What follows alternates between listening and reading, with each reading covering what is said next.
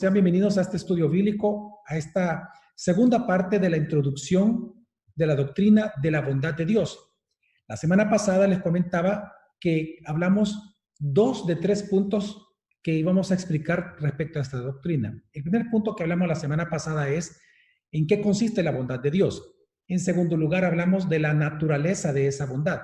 Pues hoy hablaremos de cómo Dios exhibe su bondad a cada uno de nosotros, es decir, sus hijos, y a toda la creación, cómo Dios manifiesta su bondad.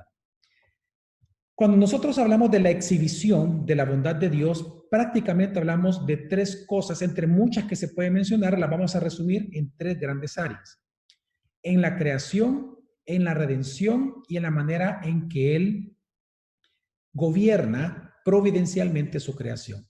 Así que, en primer lugar, nosotros vamos a observar en este momento cómo Dios exhibe la bondad en la creación. En la creación, en primer lugar, una manera en que nosotros observamos la bondad de Dios es cuando comprendemos de que la creación misma procede de la bondad de Dios. Si nosotros sabemos por atributos anteriores que hemos estudiado que la sabiduría de Dios diseñó todo lo que ha sido creado y fue su omnipotencia lo que lo ejecutó, pues la bondad de Dios es el motivo de todas esas cosas. Realmente, hermanos, la bondad es la causa de todo cuanto existe. Por eso es que nosotros, cuando analizamos la creación, vemos que la creación como tal fue el primer acto de bondad de Dios hacia afuera de él mismo.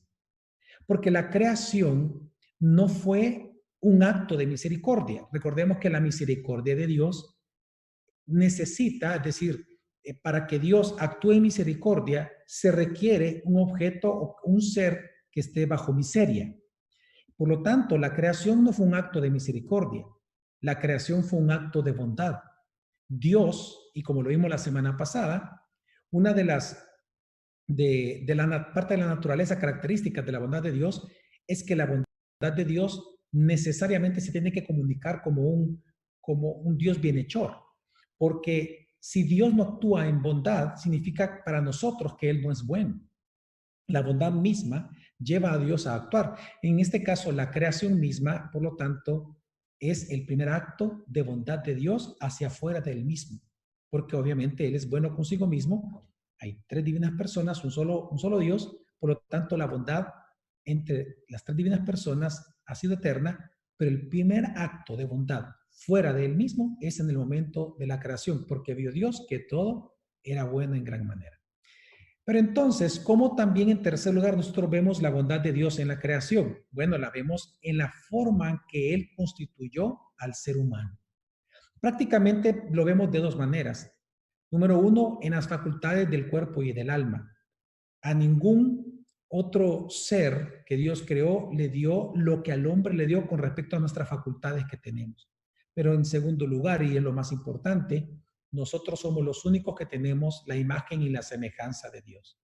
Y esto, hermanos, es la base de nuestra felicidad. Si nosotros no fuéramos creados a imagen y semejanza de Dios, nosotros no podríamos disfrutar de la felicidad, porque precisamente es porque tenemos la imagen, esta particularidad de la imagen y semejanza, es que nosotros podemos participar de la bendición de Dios. Como ser, como un ser divino, Él nos puede bendecir de manera en que no bendice a los animales ni a las plantas porque tenemos la imagen de Él, imagen y semejanza.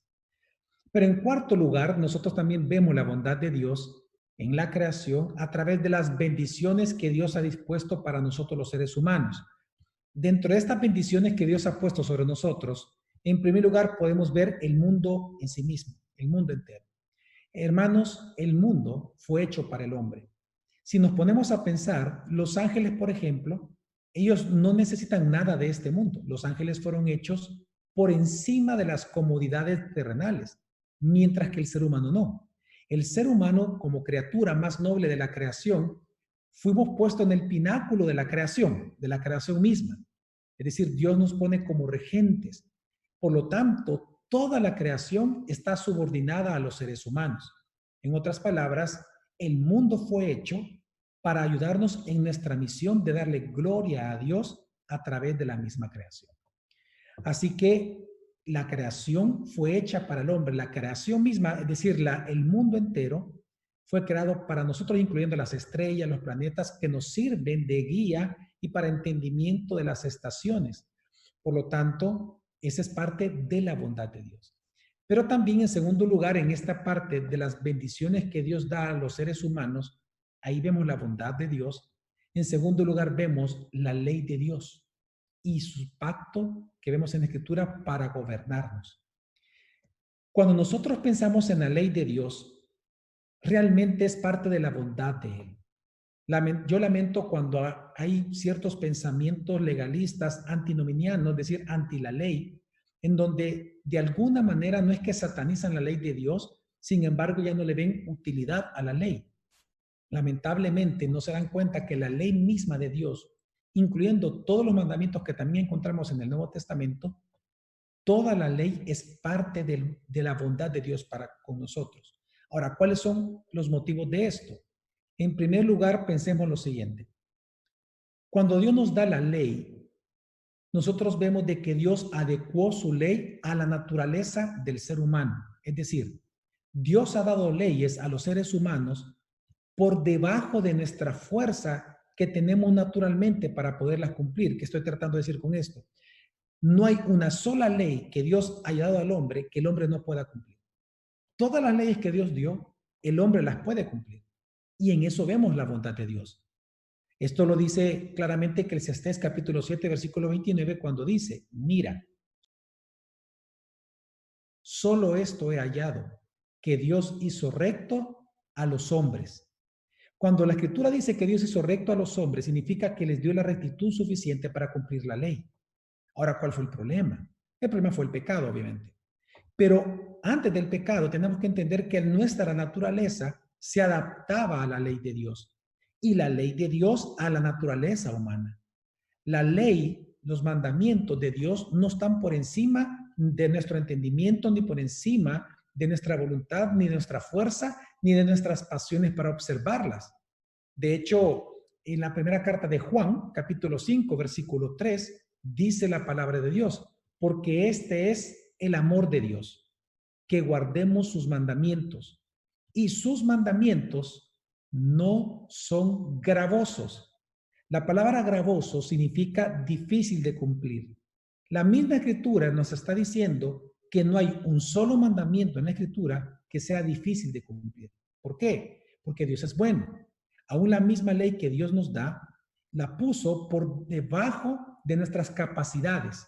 Es decir, que tenemos la suficiente capacidad para cumplir lo que Él nos ha mandado porque no son gravosos. Entonces, ¿cuál es el problema? ¿Cuál es el problema por el cual los seres humanos fallamos muchas veces en cumplir, en obedecer los mandamientos del Señor? Bueno, el problema no es la falta de justicia que hubo en el hombre antes de la caída, ni la falta de justicia que hay ahora restaurada en la imagen de Jesucristo en nosotros. El problema es la falta de voluntad propia en cumplir el mandamiento. Simplemente es como cuando un padre le dice a un hijo, hijo, por favor te pido que ordenes tu cuarto. Cuando un papá le dice a una mamá, a sus hijos, ordenen su cuarto, es un mandamiento normal, natural, de higiene, de disciplina normal y natural, que si los hijos no tienen impedimentos físicos, significa que ellos lo pueden realizar. Una mamá, por ejemplo, a un hijo que tenga capacidades especiales, no le va a pedir hacer algo que en sus capacidades no lo puede realizar. Es obvio. Entonces, los mandamientos que Dios nos da a nosotros como Padre, son mandamientos que podemos cumplir y eso es parte de la bondad de Dios. Por eso es que en Eclesiastés también, capítulo 7, versículo ahora 29, dice también, mira, solo esto he hallado. Dios hizo recto a los hombres, pero ellos se buscaron muchas artimañas. Y ese es el problema. El problema no es la ley, ni siquiera fue la rectitud con la que Dios creó al hombre. El problema es que por el pecado los seres humanos buscamos artimañas, es decir, es como cuando el hijo dice, sí papá, sí mamá, voy a ordenar el cuarto, pero no lo hace. Y simplemente dejó pasar el día según él, papá y mamá nos enteró y simplemente no lo hicieron. Entonces, Lo que nosotros encontramos en la Escritura, hermanos, es que la ley de Dios, como dice Romanos 7:12, es una ley justa. Es una ley justa. ¿Qué significa eso? Que si hubiera sido imposible para el hombre cumplir la ley de Dios, entonces la ley fuera injusta en su promulgación. Pero no. ¿Por qué la ley no es injusta? En ese sentido también, porque Dios es bueno. Así que, en primer lugar, vemos que la ley de Dios es parte de esta bondad de Dios, precisamente porque Dios adecuó su ley a la naturaleza del ser humano, pero también la ley es parte de la bondad de Dios, porque si nos damos cuenta, la misma ley Dios la adecuó para felicidad humana. Hermanos, usted nunca se ha preguntado por qué Dios en sus mandamientos, Él pone condiciones para que el ser humano reciba recompensas. ¿Por qué Dios en los mandamientos que Él nos dio, Él incorporó recompensas? Bueno, incorporó estas recompensas a su ley para que por el cumplimiento a su ley, el ser humano disfrute de placer y de satisfacción en el Señor. Realmente, el que Dios haya puesto recompensas es para nuestra felicidad. La ley es parte de la bondad de Dios para ayudar a los seres humanos a ser felices.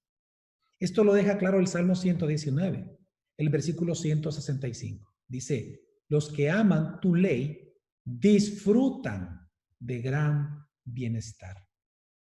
Hermanos, si la ley de Dios hubiera sido opresiva al alma humana, Dios no sería bueno, pero no fue así. Por lo tanto, la ley de Dios no solamente son actos de soberanía, sino que también son flujos de bondad amorosa para la felicidad del hombre en sus relaciones con ellos y ellos con Dios. Es que esto es igual con nuestros hijos, por ejemplo. Cuando a nuestros hijos nosotros les ponemos disciplina y horarios, en qué momento pueden jugar, qué cosa, en qué momento deben de estudiar o hacer tareas o tener clase, o en este lugar de la casa, en este lugar no, aunque ellos llegaran a molestarse en su momento, realmente lo que ellos deben de comprender y poco a poco, mientras vayan madurando, lo van a entender, es que estas leyes es para que ellos sean felices, es para que no haya pleito entre ellos, es para que se relacionen de mejor manera con nosotros y nosotros con ellos. Es igual exactamente con Dios. La ley de Dios, por eso incluye bastantes recompensas, porque la recompensa misma, hermanos, es parte de la bondad de Dios. Dígame usted si Dios está obligado a darnos recompensas por algo que Él como soberano merece, que es la obediencia. ¿Tiene lógica que Dios nos dé recompensas por algo que Él simplemente merece? No, no, para nada. Pero entonces Dios lo hace para nuestra felicidad. Deuteronomio 10, versículos 12 al 13 lo deja bien claro también este objetivo de la ley. Dice, y ahora Israel, ¿qué te pide el Señor tu Dios? Simplemente que le temas y andes en todos sus caminos, que lo ames y le sirvas con todo tu corazón y con toda tu alma y que cumpla los mandamientos y los preceptos que hoy te manda a cumplir. Y aquí viene el para que te vaya bien. Hermanos, la obediencia a la ley, la obediencia a los mandatos de Dios es parte de la bondad de Dios. Dios las da para que tengamos placer. Hermano, por eso nosotros vemos de que cuando Dios da mandamiento a Adán en el pacto de obras, fue para su felicidad y vida eterna. Muchos se preguntan, bueno, ¿y por qué Dios le dio mandamiento a Adán en el Edén? Bueno, en primer lugar, Adán no era perfecto. Si hubiera sido perfecto, no hubiera pecado. Adán era inocente, que es otra cosa, porque no había pecado. Entonces, si era inocente, pero no perfecto, ¿por qué Dios le dio mandamiento? Precisamente una razón por la cual Dios le dio mandamiento es para que él fuera feliz. Es para su felicidad. Es para que él aprendiera la relación con el Dios Santo que lo había creado. Por lo tanto, hermano, la prohibición de la ley, porque recordemos que todo mandamiento de Dios incluye, si bien es cierto, una recompensa, muchas de los mandamientos de Dios incluyen recompensas, pero también la ley de Dios conlleva una prohibición, por eso es una ley. Así que la prohibición de la ley no era para perjudicar a Adán. Cuando Dios le dijo no comas, no era para perjudicarlo. Cuando Dios le dijo, no comas del fruto de este árbol, hermanos, Dios no estaba esperando que él pecara. Dios no es sádico. Dios es bueno. Él no es odio. Él no es malicioso. Él no quería que se perdiera. Así lo dice la Escritura. Simplemente le da la ley y la prohibición era no para perjudicarlo, sino que para que la misma ley fuera un medio para alcanzar felicidad y para preservar la soberanía de Dios. Miren, este tema del pacto de obras es bien interesante porque la ley fue dada para que fuera feliz y para ayudarle a la consecución por gracia de Dios de la vida eterna. Esto lo vemos que Jesús así lo explica cuando viene el joven rico y él creyendo que había cumplido la ley, Dios le recuerda de que si hubiera cumplido la ley, todos ustedes fueran salvos.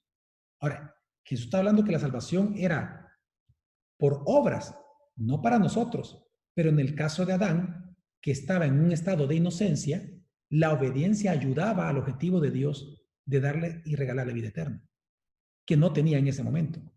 Pero entonces es bien interesante este tema, porque lo que estamos viendo en el Edén es que parte del objetivo de la ley de Dios es hacer feliz a quienes Dios les prohíbe X cosa. Es para que ellos, los seres humanos, sean felices.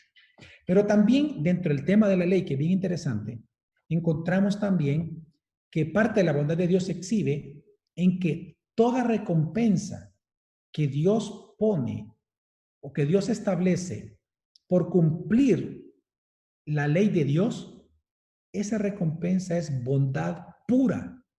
¿Por qué? Porque Dios como gobernante, Dios como juez y legislador, Él no está obligado a recompensar, porque Él merece la obediencia.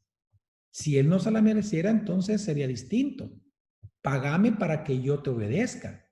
Pero si Él se merece, porque Él es Dios, Señor, soberano, creador, eterno, santo, entonces yo le debo obediencia. Entonces, si es un deber, yo no requiero recompensa, es un deber. Pero sin embargo, Dios es tan bueno que Él establece recompensas en su ley. Ahora quiero en este punto ampliarlo en este sentido. Hermanos, ¿cuándo usted ha visto que en la República de El Salvador a usted el Estado le premie porque usted hizo el alto en rojo? ¿Cuándo el Estado le ha premiado a usted con $10 porque usted cuando estaba en amarillo el semáforo, en lugar de acelerar, frenó y esperó que pusiera en rojo y se detuvo? ¿Cuándo el Estado, por cumplir la ley, a usted lo recompensa? Nunca, porque la ley no recompensa. La ley humana, las leyes no son para recompensar. Entonces, ¿para qué la ley? La ley es para que nosotros no nos dañemos. Pero entonces, ¿cómo se asegura el Estado de que la ley sea cumplida si no hay recompensa? Ah, porque hay castigo. Aunque la ley no recompensa, la ley sí castiga. Nunca le han puesto multa a usted por pasarse en rojo. O nunca le han puesto multa a usted porque manejando se pasa doble línea amarilla. O nunca le han puesto a usted multa porque dejó mal parqueado el carro. Pero ¿qué pasa cuando lo deja bien parqueado? Aunque se le dan $10. No. Entonces, sin embargo, aunque la ley así funciona, quiero que comprendamos de que Dios pudo haber hecho lo mismo. Solo exigir hubiera sido lo justo. Pero porque Dios es bueno, Él regala recompensas por nuestra obediencia. Dios es bueno, hermanos. Así que el hecho de que Dios hace un pacto con el hombre, en el mismo pacto que Dios hace, y como hay en el pacto hay condiciones, ¿verdad? Hermanos, eso es una muestra de la bondad de Dios, porque es una humillación voluntaria de Dios para tratar al hombre como igual. Es que, mira, hermano, cuando nosotros entendemos, el antiguo pacto, el nuevo pacto, el Antiguo Testamento, el Nuevo Testamento, nosotros es un lenguaje trivial que muchas veces incluso los jóvenes lo ven como, y los adultos también como algo trivial, pero no se dan cuenta de que Dios no estaba obligado a hacer ningún pacto con nosotros. porque un pacto requiere que tú veas igual a la persona. Tú no vas a hacer un pacto con un perro, tú no vas a hacer un pacto con un gato, tú no vas a hacer un pacto con un cerdo, pero Dios, el ser divino, hizo un pacto con el ser humano, contigo y conmigo sin merecerlo. El mismo pacto es una humillación en Dios, en donde Él se rebaja o se humilla voluntariamente, se pone de igual de tú a tú contigo para bendecirte a ti con el pacto. Todo eso Dios no estaba obligado a hacerlo, pero lo hizo porque Él es bueno. Por lo tanto, hermanos, en su ley, Dios promete ser un recompensador al que lo obedece, pero también amenaza para no ser un castigador al que desobedece. Y este es lo que tenemos que entender. Cuando Dios pone una amenaza, no es porque Él quiera castigar. Él pone la amenaza porque precisamente Él no quiere castigar. Él quiere evitarle el castigo al ser humano. Así que su ley, por amor, eleva nuestra esperanza y temor a Él. Ese es digamos, uno de los frutos de la ley, que eleva nuestra esperanza y temor a Él, hermanos, y eso es bueno, muy bueno. Así que en la creación misma, nosotros vemos todos estos aspectos de creación, que Dios es bueno. Pero en segundo lugar, vemos la bondad de Dios también en la redención. Vamos ahora al segundo gran punto, que es el tema de la redención. En este tema tenemos que comprender de que una forma en la que Dios muestra que Él es bueno dentro del gran acto y tema de la redención es el Evangelio. Hermanos, el Evangelio mismo es un reflejo de toda la bondad de Dios. ¿Por qué? Recordemos que en el nacimiento de Jesús, los ángeles cantaron, buena voluntad para con los hombres. Aquí está hablando del amor benevolente de Dios que lo aprendimos el domingo pasado. Buena voluntad para con los hombres. ¿Qué estamos viendo aquí? Que la voluntad de Dios es buena. La bondad de Dios se personificó en Jesucristo. Por lo tanto, el Evangelio que anuncia a Jesucristo es un reflejo de esta gran bondad de Dios, buena voluntad para con los hombres. En segundo lugar, hermanos, vemos la bondad de Dios en el plan redentor, en el hecho de que Dios no estaba obligado a salvarnos, sin embargo lo hizo por bondad. Así como Dios no estaba obligado en crearnos, así tampoco Él estaba obligado en salvar a su creación que se corrompió. Por eso es que, hermanos, al Evangelio de Jesucristo se le llama en 1 Timoteo 1, versículo 11, el glorioso Evangelio del Dios bendito. Es decir, de la bendición del bendito fluyó la bondad de la salvación. Por eso es que a este evangelio se le llama así, reflejando y exaltando y glorificando la bondad de Dios que está implícita en el evangelio y en el Redentor como tal. Y esto lo vemos incluso desde Adán. Dios lo dejó bien establecido su bondad hacia el pecador. Cuando nosotros vemos de que después de que Adán pecó, realmente él tenía que morir, no solo espiritualmente como murió instantáneamente espiritualmente, sino que físicamente tenía que morir en el momento. Pero en lugar de eso, Dios, promulgando maldición sobre él, él agregó promesa de bendición. Y le predicó lo que conocemos como el protoevangelio, el primer evangelio, cuando le dijo de que Dios le daría un hijo y que este hijo, esta simiente, terminaría por aplastar la cabeza de la serpiente. Aquí vemos a Dios amable, un Dios benevolente con el pecador inmediatamente. Y eso es parte de su bondad. Pero también dentro del plan redentor, en tercer lugar, vemos la bondad de Dios en que la regeneración, la redención, hermanos, el acto redentor de Dios, la bondad de la redención, supera a la bondad de la creación. ¿A qué me refiero con esto? Mire, Dios creó al ser humano de la nada, ¿ok? De la nada Dios creó todas las cosas, incluyendo al ser humano, pero lo tuvo que redimir de su miseria y de su rebelión, y eso requiere mayor poder. En la creación Si nosotros nos damos cuenta, Dios no tuvo que vencer nada, porque de la nada Él creó. No tuvo que vencer nada, no había ninguna resistencia. Él simplemente creó. Pero en la redención, Él tuvo que vencer nuestra resistencia natural hacia Él. Al crear, no le costó nada a Dios. Crear no le costó nada a Dios. Redimirnos le costó su propia sangre. Entonces, en la redención, vemos mayor bondad que en la misma creación, que fue creada por bondad, recordemos. Por eso quiero citar en este punto palabras muy especiales del teólogo Stephen Charnock, que escribiendo acerca de este tema, él dice lo siguiente, de esta bondad de Dios en la redención, que es mayor que la bondad de creación. Dice, este Dios debe hacerse hombre, la eternidad debe sufrir la muerte. El Señor de los ángeles debe llorar en una cuna y el creador del mundo debe colgar como un esclavo. La justicia sin mancha debe hacerse pecado y la bendición sin mancha debe hacerse una maldición. Dios no tuvo otro gasto que el aliento de su boca para formar hombre, pero su naturaleza rota no pudo ser curada sin la invaluable medicina de la sangre de Dios. Mire a Cristo en el útero y en el pesebre, y en sus pasos cansados y en sus intestinos hambrientos, en sus postraciones en el jardín y en sus coaguladas gotas de sudor sangriento. Mire su cabeza perforada con una corona de espinas y su rostro cubierto con la pala de los soldados. Mire su marcha hacia el Calvario y su elevación en la dolorosa cruz con la cabeza colgada y el costado derramado sangre.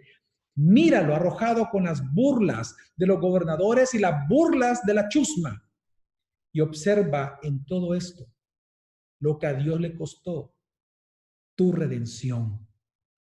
En la creación, su poder hizo que el sol brillara sobre nosotros.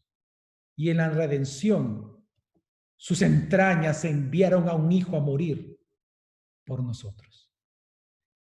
Hermanos, la bondad de la redención es mucho más grande que la bondad de la creación. Dios es bueno.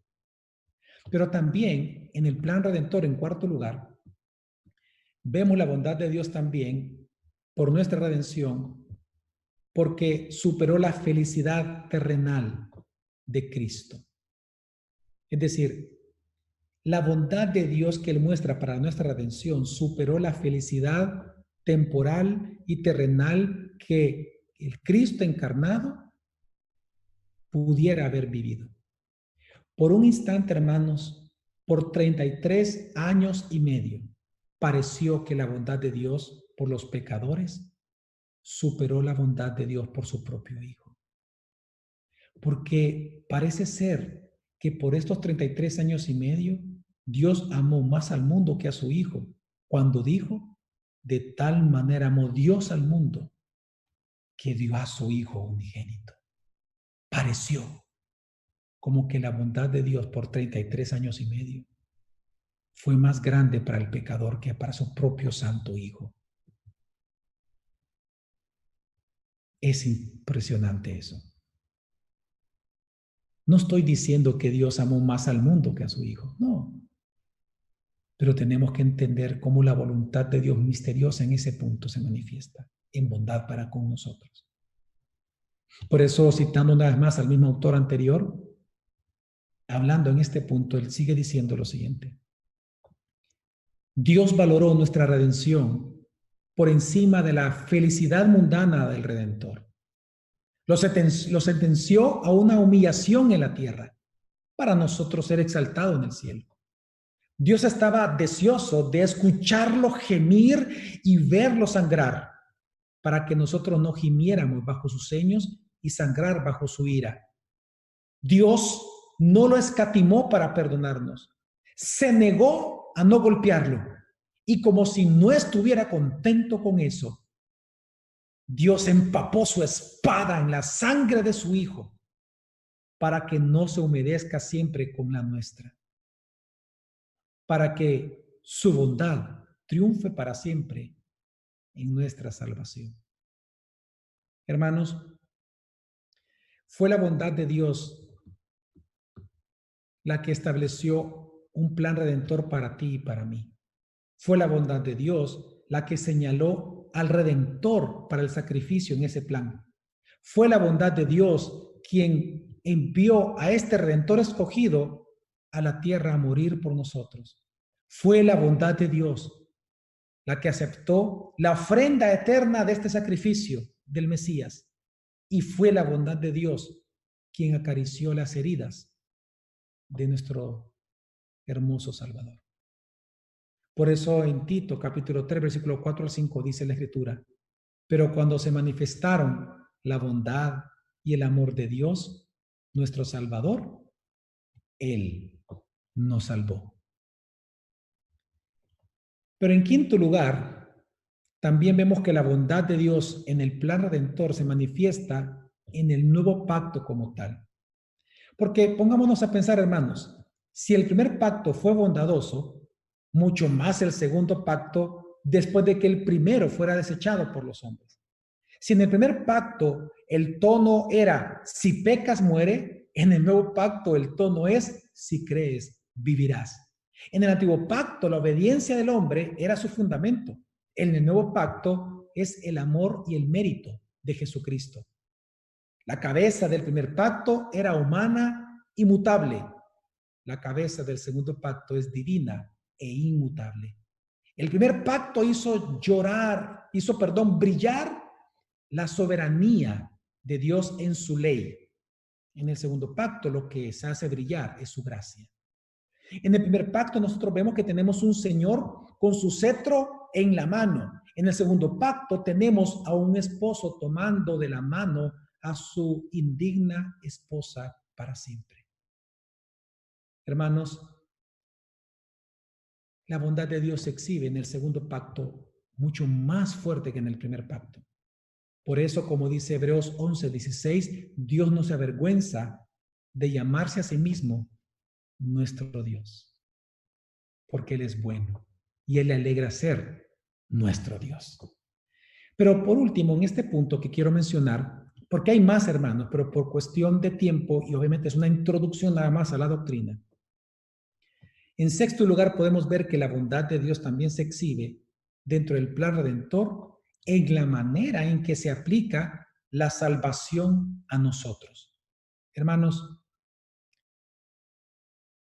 Dios se muestra bueno, con mucha bondad y amor, cuando vemos y notamos la manera en que Él nos atrae a Él mismo. Porque dice la Escritura que Él nos atrae con lazos de amor. Dios, Él no violenta nuestra voluntad, sino que Él gentilmente concurre con nuestra voluntad para enamorarnos de Él. Él nos regenera amorosamente y nos llama con el amor de su evangelio para que nosotros creamos en Él. Piensa en tu salvación. Pensemos en Él en ese momento. Dios nos atrajo con amor. Y por lo tanto vemos que esta aplicación de su plan redentor ya a nosotros, también vemos su bondad. También vemos su bondad en la manera en que Él aplica su redención a nosotros, en lo que la redención misma produce en nosotros, como santificación. Cuán bueno es Dios que aquello que Dios exige en su ley, que no es conseguido por esfuerzo humano porque somos pecadores, Dios lo consigue por gracia en Jesucristo, por nosotros, y lo aplica en justicia imputada en nosotros. Si antes éramos enemigos, hoy por bondad de Dios y gracia somos amigos. Si antes éramos irascibles, hoy somos apacibles. Si antes no podíamos perdonar, hoy podemos y experimentamos el otorgar perdón y el ser perdonados. Si antes nosotros éramos amargados, hoy disfrutamos de paz y de sosiego en nuestra alma. Hermanos, lo que bajo el pecado y la ley no pudimos conseguir, Dios lo consiguió por Jesucristo desde la cruz, en su vida perfecta, pero por gracia se nos imputa a nosotros por pura bondad, sin merecerlo. Ya el plan redentor aplicado a nosotros, hermanos, vemos Lo que produce en nosotros, vemos que es por bondad de Dios. Pero también en este punto vemos que lo que resulta para Dios, la aplicación de su redención a nosotros, que es la gloria de vida a su nombre, también es por bondad. Hermanos, Dios es bueno. Pero en tercer lugar, Dios exhibe su bondad en la providencia de la creación, es decir, en cómo Dios ejerce su soberanía día tras día en la creación. Dice el Salmo 107, versículo 1 al 8, hablando de esta providencia de Dios y de su bondad, dice: Dad gracias al Señor porque Él es bueno, porque para siempre es su misericordia.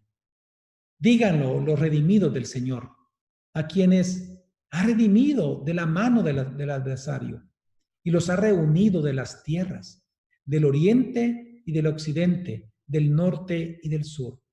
Vagaron por el desierto, por lugar desolado, no hallaron camino a ciudad habitada, hambrientos y sedientos, su alma desfallecía en ellos. Entonces, en su angustia clamaron al Señor, y Él los libró de sus aflicciones, y los guió por camino recto, para que fueran a una ciudad habitada. Den gracias al Señor por su misericordia y por sus maravillas para con los hijos de los hombres. Hermanos, esta porción del Salmo 107 alaba claramente la bondad de Dios en la manera en que Él providencialmente ocupa todo lo que está disponible para ayudar a su pueblo en tiempos de aflicción y para redimirlo. Por eso nosotros vemos, hermanos, claramente en la Escritura, la bondad de Dios en la providencia. Ahora, ¿cómo eso lo vemos ya en nosotros? Bueno, vemos la bondad de Dios en la providencia cuando en primer lugar lo vemos en la preservación de todas las cosas. Dios preserva, dice la Escritura, el salmista, dice a la bestia, al ser humano y todas las cosas. En segundo lugar, vemos la bondad de Dios en su providencia a través de la bondad universal sobre justos y sobre injustos.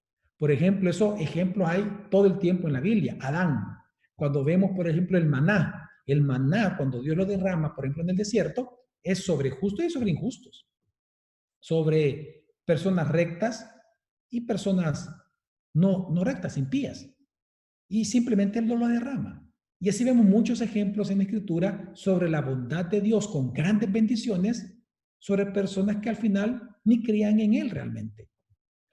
Así que en tercer lugar también en este mismo punto de la bondad de Dios en la providencia, la vemos en la preservación que Dios hace de las sociedades humanas actualmente en el mundo, a pesar de que las sociedades son rebeldes a Él. Hermanos, eso es parte de su bondad. Esto lo vemos nosotros hoy en día, aquí en nuestro país y en toda otra nación. ¿Cómo lo vemos? En primer lugar, por medio de sus leyes morales. Dios vemos que aunque no todos creen en Él, Dios establece leyes morales y puso leyes morales en los seres humanos. ¿Para qué? Para que nos abstengamos del mal. Una ley moral, por ejemplo, que se encuentra en toda la humanidad, en toda, es el asesinato. Sabemos que el asesinato es algo malo.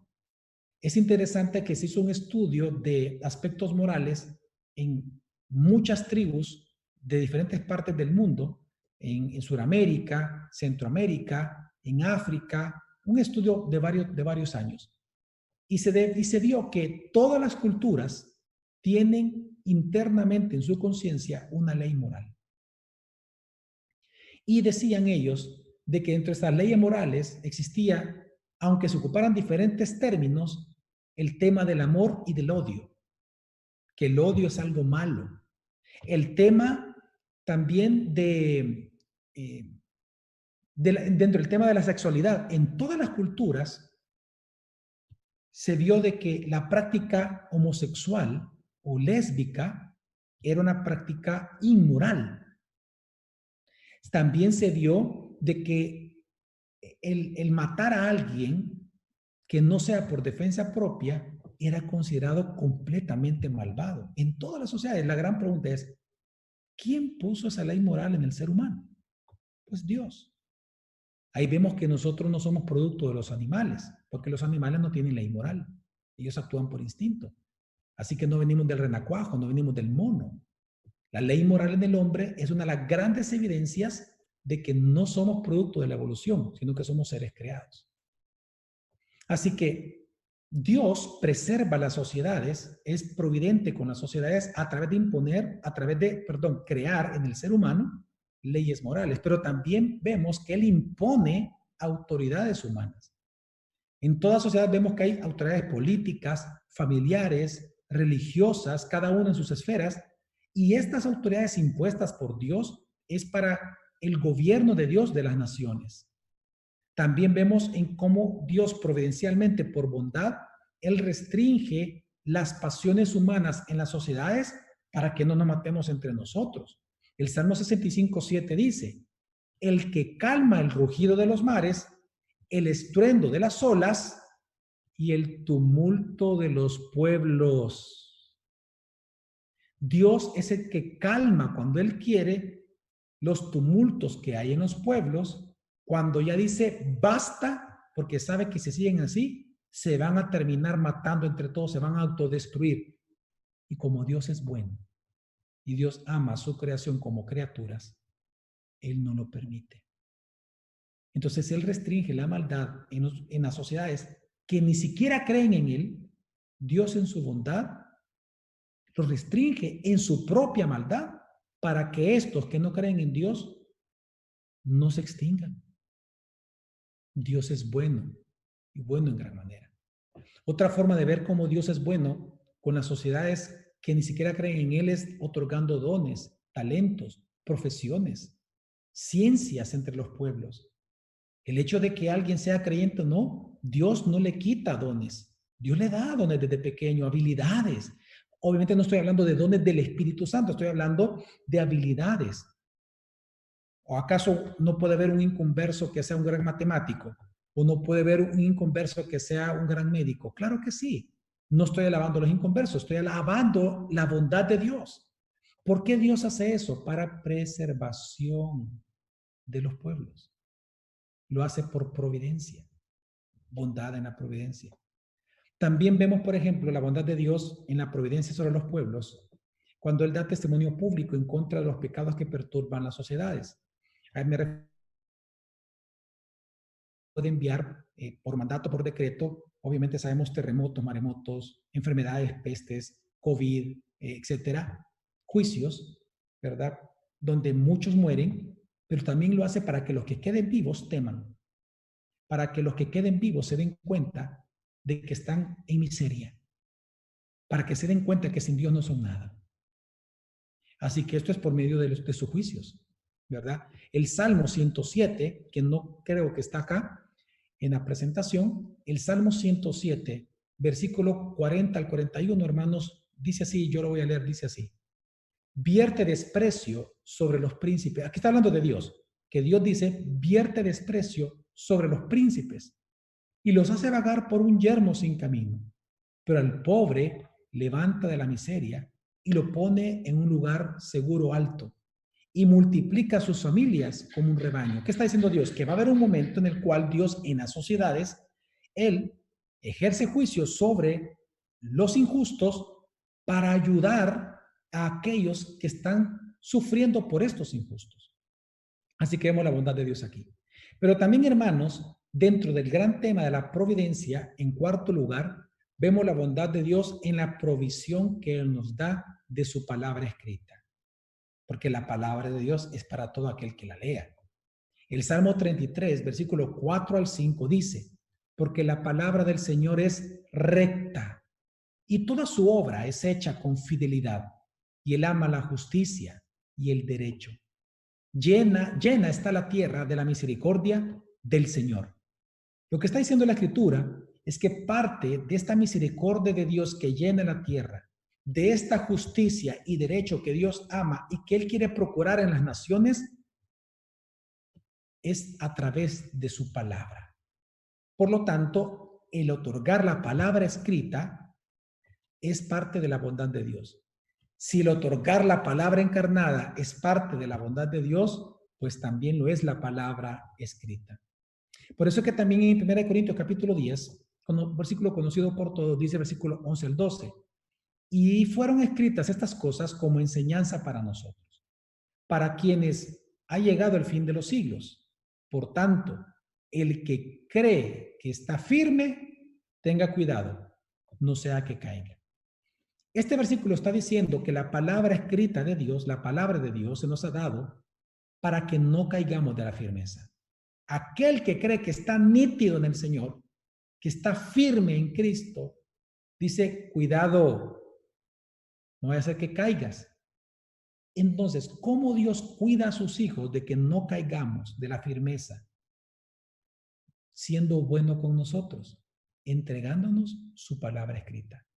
Así que la palabra escrita es parte de la bondad de Dios también para la providencia de su pueblo y en general de las naciones. En quinto lugar, parte de la bondad de Dios en su providencia es en la conversión misma de los hombres, hermanos, obviamente. El hecho de regenerar Dios a los inconversos, pues es parte de su bondad. Dios no regeneró para creer, eso es parte de su bondad. El ordo salutis, el orden de salvación, por ejemplo, es parte también de la bondad de Dios. Así que la conversión misma es parte de la bondad de Dios que le manifiesta en su providencia sobre las criaturas. En sexto lugar, Dios también muestra su bondad en la providencia de las criaturas en que Él contesta nuestras oraciones. Hermanos, Dios es tan pero tan bueno que dice Proverbios 15:8, la oración de los rectos es su deleite. Hermanos, parte del amor que complace a Dios, parte del amor en el cual Dios se complace, es la oración de sus hijos, no del inconverso, de sus hijos. ¿Cuántas veces tú oras en el día? ¿Cuántas veces tú mantienes a Dios presente en tu mente? Dios se deleita con tus pensamientos acerca de Él. Dios se deleita con que tú le ores y le pidas. Necesitas sabiduría, pídasela del Señor. La va a dar sin reproche, dice Santiago. Necesitas sanidad, pídesela. Puede ser que en la voluntad de Dios Él quiera sanarte. Necesitas un trabajo, una carrera para estudiar, mejorar una nota, mejorar un trabajo. Pídeselo a Dios la sabiduría y la forma de hacer las cosas. Porque la oración de sus hijos es su deleite. Por eso es que también Mateo 7:11, solo lo voy a leer, dice, pues si vosotros siendo malos sabéis dar buenas dádivas a vuestros hijos, ¿cuánto más vuestro Padre que está en los cielos dará cosas buenas a los que se la pidan? Hermanos, Dios es bueno. Por lo tanto, todas las cosas que Dios da son buenas. Pídaselas, pídaselas. Porque en su oración como hijo, está el deleite de Jesucristo. Y por último, Dios también muestra su bondad en la providencia cuando nos ayuda en nuestras tentaciones. Vemos ahí la bondad de Dios. Hermanos, las tentaciones no pueden durar más allá del tiempo señalado. En Lucas 22:53 se nos dice, es interesante que Jesucristo, cuando lo vienen a apresar para llevarlo a la cruz, él dice, cuando estaba con vosotros cada día en el templo, no me echasteis mano, pero esta hora y el poder de las tinieblas son vuestros. Hermanos, esta frase de Jesús es impresionante.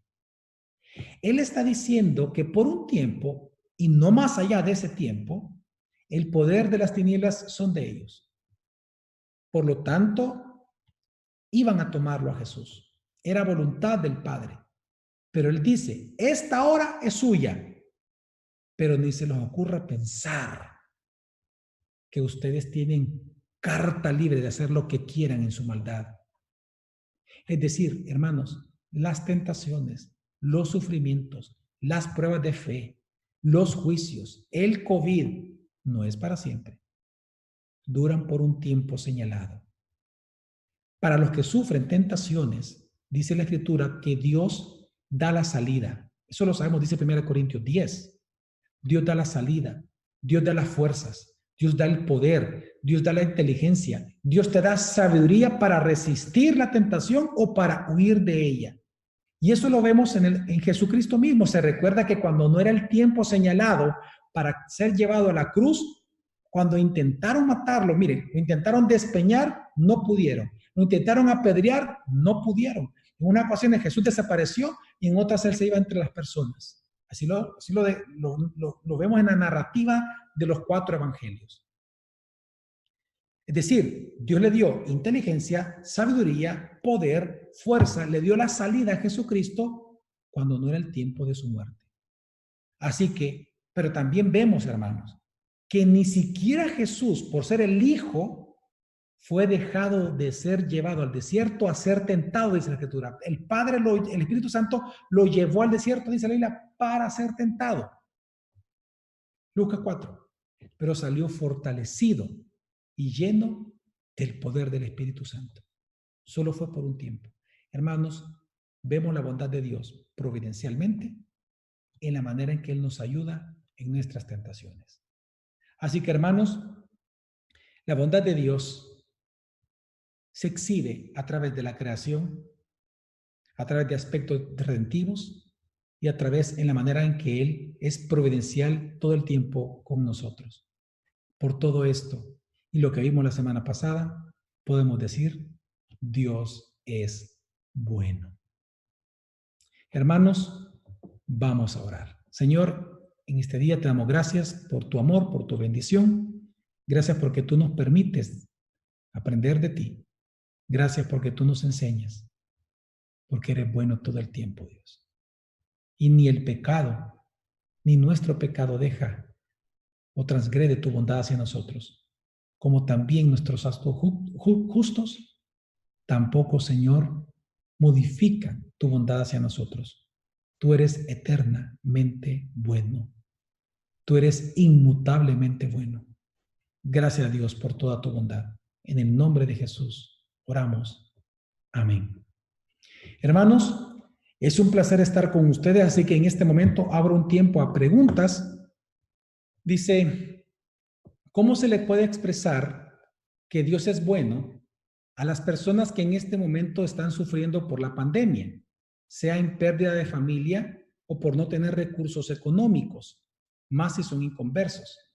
Ok, una forma en que nosotros tenemos que hablar en estos casos es haciéndoles ver que la bondad de Dios no solamente se observa en estos momentos, sino también en los momentos en que ellos no estaban sufriendo. O sea, una cosa es hacerles ver primero que Dios siempre ha sido bueno con ellos, pero que ahora no pueden dudar de la bondad de Dios hoy que están sufriendo. Entonces, ¿cómo vemos nosotros la bondad de Dios en el sufrimiento? Bueno, lo vemos cuando nosotros vemos que el sufrimiento mismo es bueno en el sentido de que nos lleva a pensar en Dios. Solo el hecho de que tú hables con una persona que está sufriendo y esta persona te permite hablar de Dios, ahí ella puede ver que Dios está siendo bueno, porque a través del sufrimiento ahora está prestando oídos al Evangelio, que tal vez algo antes, disfrutando de la bondad de Dios sin reflexionar en ella, tal vez no lo permitía. La bondad de Dios en el sufrimiento lo vimos nosotros la semana pasada y obviamente pues recordándolo, tenemos que comprender de que nosotros, los seres humanos, sufrimos también porque hemos pecado contra Dios. Si Dios no castigara nuestros pecados, si Él no nos disciplinara, Él sería injusto. Y lo injusto no es bueno. La injusticia es algo malo. Por lo tanto, Dios no puede ser malo. Dios debe de castigar el pecado y debe de disciplinarlos. En tercer lugar, vemos la bondad de Dios en el sufrimiento, porque el sufrimiento nos restringe. El sufrimiento restringe la maldad. Cuando alguien está enfermo, por ejemplo, voy a poner un ejemplo. Cuando alguien está enfermo, y estaba adulterando, la enfermedad lo detiene para seguir adulterando, porque no puede salir de su casa. Entonces, la misma enfermedad hace, o los mismos sufrimientos, hace de que la persona se enfoque en lo esencial, se enfoque en lo importante, en aquello que tal vez descuidó y que Dios no quería que descuidara, porque obviamente resulta en una ofensa contra Él. Así que la bondad de Dios la vemos en esa restricción de la maldad que a través de los juicios o de la disciplina Dios ejerce. Pero principalmente la vemos en que los oídos son abiertos o la gente está con una mejor disposición de escuchar el Evangelio en sufrimiento. Samuel Carrillo también pregunta, gracias, perdón Wally, gracias por tu pregunta. El hermano Samuel Carrillo pregunta, ¿cómo se explica en Romanos cuando Pablo dice que el incumplimiento de la ley se debe al pecado? No sé si le entendí que es por falta de disposición de cumplir la ley. Me gustaría que me aclarara. Sí, claro, es decir, en nosotros, porque Adán pecó, no tenemos ya la fuerza para nosotros, solo por nosotros mismos, decir que vamos a cumplir la ley. El ser humano, después de la caída, no tiene esa facultad. Por eso es que la Biblia dice que nosotros, cuando incumplimos la ley, obviamente es pecado. Pero también nosotros, por nuestra naturaleza pecaminosa, no podemos cumplir la ley. Entonces, aquí sí, yo estoy de acuerdo contigo, Samuel. Solamente te voy a recordar esta famosa frase, pero que es muy cierta. Nosotros no somos pecadores porque pecamos, sino que nosotros pecamos también incumpliendo los mandamientos de Dios, que son pecado, que hacerlo es pecado. Nosotros pecamos porque somos pecadores. Ahí estamos hablando de la naturaleza humana. Nacemos muertos espiritualmente, por lo tanto no tenemos la capacidad de hacer ninguna obra, como dice Romanos 3. A una, dice Romanos 3, nos volvimos inútiles. No hay uno solo bueno, dice la Escritura. Uno que haga el bien. ¿Por qué? No tenemos esa capacidad por naturaleza, porque somos pecadores. Felipe dice, ¿cómo se puede explicar la bondad de Dios en la redención si no toda la humanidad va a ser redimida, sino solo los escogidos? Aquí, Felipe, hay que cuidarnos, tú tienes que cuidarte de un punto y simplemente recordar otro. Vamos a ver de qué tienes que cuidarte. Todos tenemos que cuidarnos de adjudicar a Dios maldad por no salvar a quienes merecen la muerte eterna. La gran pregunta es, ¿Dios es injusto? Antes de hacer la pregunta, Felipe, voy a hacer la pregunta no de Dios, sino del gobernante. Los presidentes de la República del Salvador, ¿serían justos o serían injustos si ellos dejaran impune al corrupto? ¿Cómo se les llamaría a ellos? Si a los que tienen que hacer cumplir la ley, si se deja a los corruptos impunes, esos gobernantes, ¿son malos gobernantes o son buenos gobernantes? ¿Son justos o son injustos? Bueno, si dejan impune, son injustos y son malos. ¿Por qué? Porque lo bueno es castigar al que hizo lo malo. Es castigar la falta conforme a al tamaño o a la fuerza de la transgresión. Entonces, si nosotros como seres humanos a nuestros gobernantes les decimos que es malo no castigar, ¿por qué pensamos que es malo que Dios castigue? Si Él es el juez perfecto, Él es el juez justo. Entonces, como juez, Él castigar a los que no decidió salvar, entonces obviamente eso no es malo, Dios por eso, al contrario, es parte de su bondad. Dios debe de castigar la maldad. Un buen gobernante castiga la maldad para ayudar a los demás que no son malvados a que vivan en paz. Los defiende. Entonces, de eso tenemos que cuidarnos todos, de pensar de que Dios es injusto o malvado por no salvar a todos. Ahora bien, ¿De qué tenemos que recordar? Que Dios es bueno con los malvados. Hay una bondad implícita en Dios, una bondad universal, en donde Dios, obviamente, Él es benevolente con todos ellos todo el tiempo. Por ejemplo, el pecador, cuando peca, ¿qué merece instantáneamente? Muerte. La paga del pecado es muerte. Pero ¿por qué hubo un Hitler que vivió por tantos años y Dios no interrumpió su maldad desde joven, etcétera?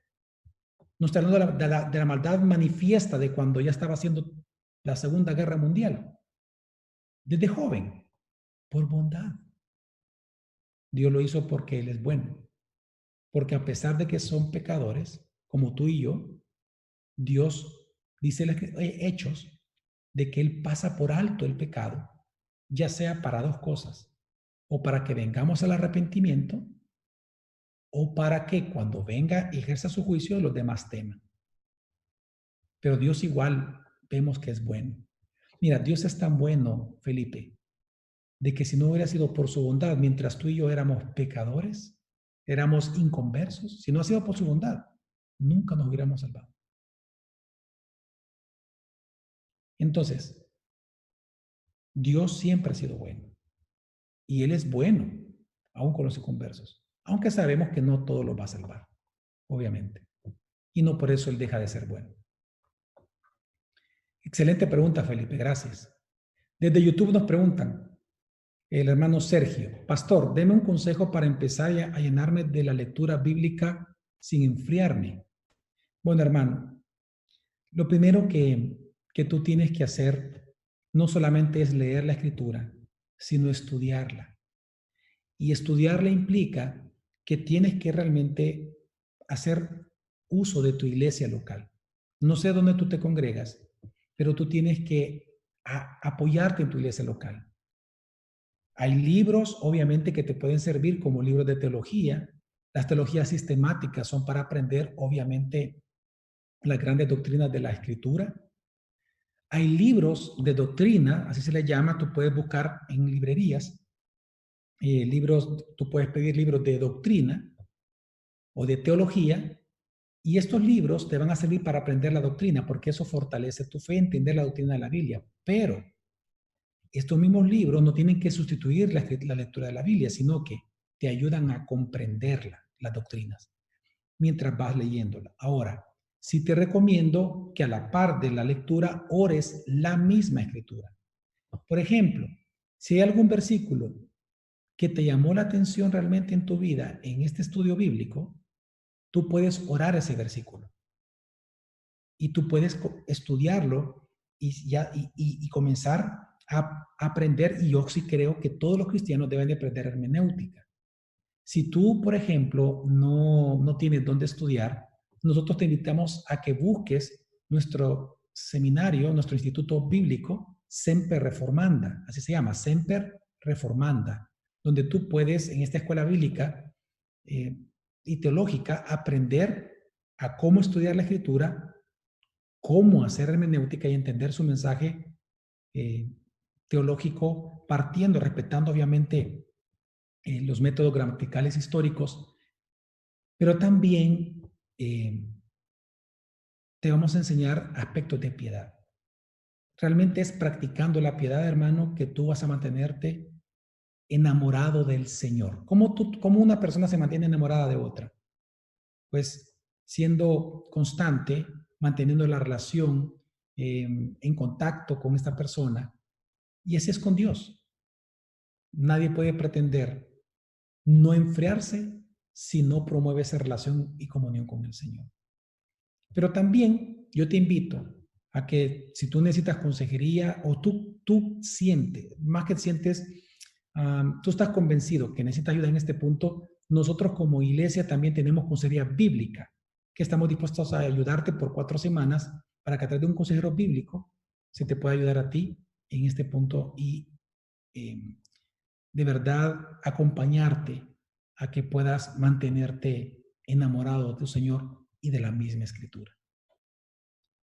También desde YouTube, Joel Silva pregunta, ¿Castigar y disciplinar son similares? Bueno, realmente, excelente pregunta, Joel Silva. Para los reformadores no había ninguna diferencia. Castigar era ocupado tanto para la iglesia como para los que no eran la iglesia. Ya en nuestro tiempo, en las teologías sistemáticas se ha hecho algunas divisiones entre castigo y disciplina. Castigo algunas veces se aplica más a los inconversos y disciplina a los hijos, pero es un uso más cultural y contemporáneo que un lenguaje estrictamente bíblico, porque la palabra castigo y disciplina se ocupa en muchos pasajes de manera indistinta y en otros sí hay una diferencia. Así que al final siempre prima la regla de oro. ¿Cuál es la regla de oro en hermenéutica? Bueno, lo que el contexto nos señale, así se interpreta el versículo. Si en el contexto está hablando de inconversos, yo ocupo la palabra castigo, y si en el contexto está hablando de cristianos y se ocupa la palabra disciplina, pues entendemos que ese es el uso que se le da. Entonces, pero sí realmente hubo un tiempo, y no lo voy a negar, más que todo en los reformadores, de que se usaba indistintamente. Ahora es más comúnmente separada la palabra castigo y disciplina. Gracias. Desde YouTube también Sofía Toledo pregunta, ¿cómo se le explica a un político que tiene poder, dinero y piensa que no tiene necesidad de nada, que Dios es bueno? De la misma manera en que lo hemos hecho en estos días. Es decir, con la escritura. Porque recuerda, hermana Sofía, de que nosotros no somos quienes convencemos, es el Espíritu Santo. Entonces, entre más fieles nosotros seamos al texto bíblico a la hora de exponer la doctrina, el Espíritu Santo, si en la voluntad está de Dios, el Espíritu Santo va a trabajar con eso que nosotros le entreguemos. Pero si lo que nosotros le entregamos no es bíblico, son cosas triviales, sacadas de contexto, no hay de qué el Espíritu Santo pueda tomar, porque recuerda que el Espíritu Santo va a trabajar con la verdad. Entonces, el Espíritu Santo es el que convence, no somos nosotros. Nosotros simplemente somos heraldos, somos proclamadores de la palabra. Así que no se trata de nuestro esfuerzo, pero sí tenemos que ser fieles. La clave está en ser fieles, en usar la escritura, que es capaz de penetrar y cortar, dice, y separar las intenciones de las motivaciones del corazón y los pensamientos. Entonces, es la misma escritura. Recuerda que las dos agencias de salvación son la escritura y el Espíritu Santo. Así que nosotros lo que tenemos que asegurarnos es que se predique correctamente el Evangelio. Es hablar bien de la doctrina y dejar que el Espíritu Santo, si quiere, le convence de pecado o de esa doctrina, de esa verdad a esa persona. ¿Verdad? No por ser político va a ser diferente a un indigente, y eso es lo que trato de decirte. El problema no es el poder, el problema no es el dinero, el problema es el pecado en él. Porque obviamente, así como él puede rechazar el Evangelio, lo puede rechazar un indigente, lo puede rechazar una persona pobre, en su amargura, por la pobreza también. Entonces, pero al final siempre es el pecado del ser humano. Así que lo importante es predicar fielmente la palabra. Luego, la última pregunta, hermanos, es Héctor Évora. ¿Cómo se puede explicar o conciliar el tema de la bondad de Dios y que se deleita en nuestras oraciones cuando a una persona que lleva varios años pidiéndole sabiduría para conseguir un mejor trabajo y que él provea, sigue pasando los años y no lo consigue? Incluso está peor que antes, pero sus ex compañeros sí han crecido bastante profesionalmente. Una de las maravillas que vemos en tu pregunta, vemos la bondad de Dios en tu pregunta, Héctor, es que ahí está la respuesta incluida en tu pregunta. Parte de la bondad de Dios lo vemos en que esta persona, a pesar de que no tiene trabajo por años, le sigue orando a Dios. Esa perseverancia, esa paciencia en Él. ¿Quién lo ha hecho? Dios. Dios lo ha trabajado en Él. Y es hermosa esas oraciones. Son hermosas. Porque eso es una persona que está pidiendo a Dios.